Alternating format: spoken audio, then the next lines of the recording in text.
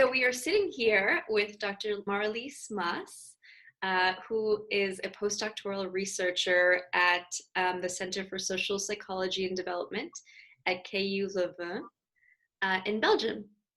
So thank you so much for being here with us. Thank you very much for inviting me. Of course, of course. So can you tell me a little bit about what you research? I study loneliness in adolescents, and within that I do several more specific studies, partly focusing on the measurement of loneliness and partly focusing on meta-analysis. I focus on 8 different questionnaires. For children, I think the most often used one is the Children Loneliness Scale, but it doesn't capture emotional loneliness a lot. It's more focused on social loneliness. What's the difference between social and emotional loneliness? Emotional loneliness is more the feeling that arises when you feel you miss a more close connection. So someone you can really tell everything to, that really understands you, that's always there for you when you need help. And social loneliness is more when you miss a network of relationships. So if you miss someone you can ask to take notes when you miss a class, or to hang out with, to do fun stuff with. When we talk about the health consequences of chronic loneliness, are those health consequences from emotional loneliness or social loneliness? Health consequences are for both emotional and social loneliness. And what's the most surprising thing that you've learned about loneliness? It's a difficult question. Yeah, sorry. When I started the research, I basically didn't know anything. Mm-hmm. So when you start investigating and reading other literature, it did surprise me that so many youth experience loneliness, but also that it has so long-lasting and strong effects on both mental and physical health. I mean, I it's not a nice feeling, but that it has such large consequences that was surprising to me. And so when you look at loneliness in adolescents, what do you find is the predominant reason for why they're lonely? There are many, many reasons, and that makes it also really hard to come up with one solution. It also depends on, are you emotionally or socially lonely? Do you miss a very, very best friend, or do you miss a group of people to hang out with? Mm-hmm. Is it because you find it really hard to start a conversation with someone, or do you think it's hard to open up, or are you opening up too quickly, or maybe you're seeing the world a bit too negative? Maybe it's not about your skills, but more about your view of the world or how your cognitive biases. Do you find that people get less or more lonely as they age? There's some research that suggests that there's a peak in the old range, the older olds, and among adolescents, and that suggests that it's not a linear trend.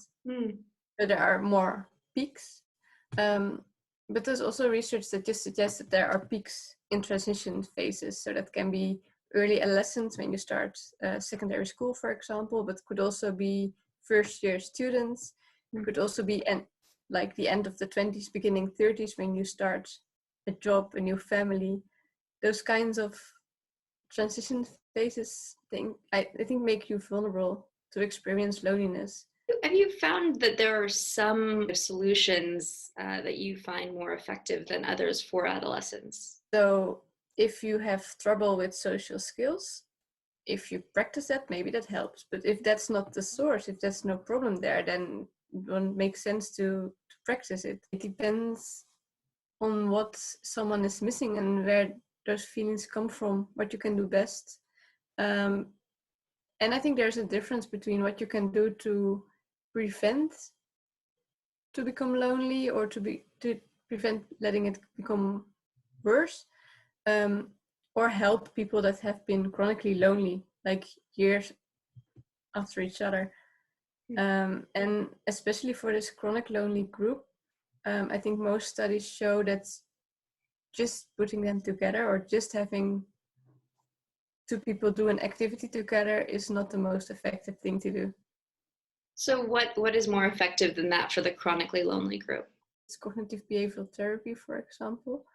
There are quite some chronic chronically lonely adolescents, they expect more quickly that they will be rejected, or they think if they got invited to a party, that's not because they are nice persons, but more like coincidence.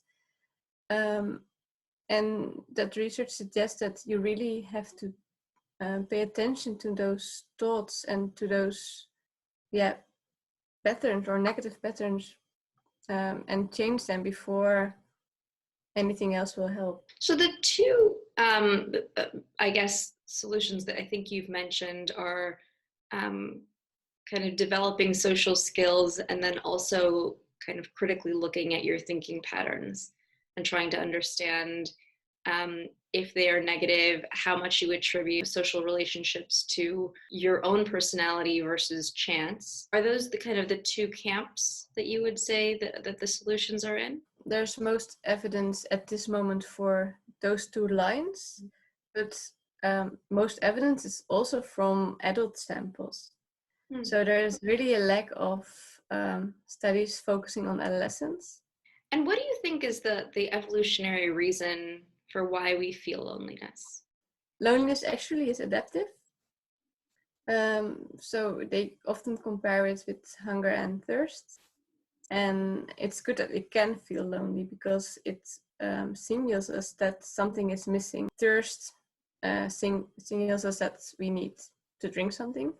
And loneliness tells us there is something wrong in your social relationships, in your social life.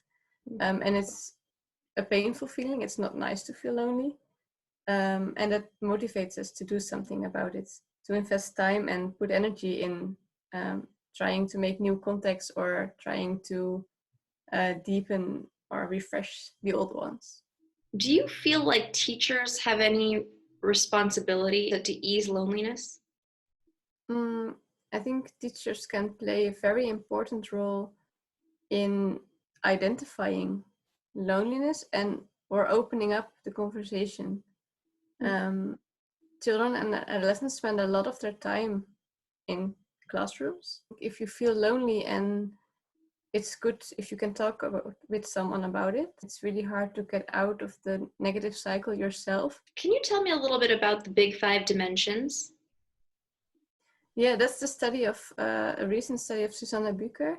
She did a meta-analysis on associations between personality and loneliness. And one of the things she found is that loneliness was most strongly related to extroversion.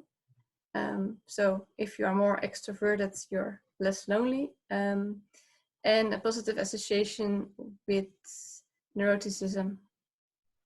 Neuroticism. Yes.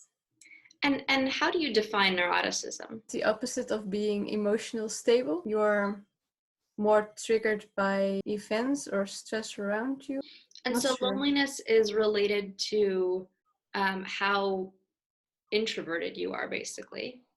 Positively correlated with how introverted you are, and how neurotic you are. Yes. And so what happens to the introverted neurotic people? Are they just doomed to this this feeling? It's an association. It's not that all introverts are lonely. Sure. Yeah, the idea is that extroverted people are more outgoing and more quickly make contact with other people or seek other contacts. So do you feel like this is something that's understudied? Loneliness as a whole, I mean. Yeah, there's a lot we don't know yet, but the field does increase very rapidly, and so there's good hope, I guess. Yeah. What we want to know at this point as well is what can we do about it, and there is much work to be done. What do you think is one of the things that you are most curious about with loneliness that you wish there was more research into? So many things. One of the bigger and very relevant question is what makes people become chronically lonely? Like, feeling lonely is not a bad thing. It's really good that you are able to feel lonely. But if it endures when you cannot escape it or get out of it again, then it becomes really bad for your mental and physical health. But at what point do people go one way or the other? What makes it that some people get out of the circle and others stay lonely? When we know that point and the reasons for that, I think that's a very important point in the trajectory where we can prevent things from getting worse. That's a very wise point to study. So thank you so much. Thank you, Dr. Maes. I appreciate it. Very welcome.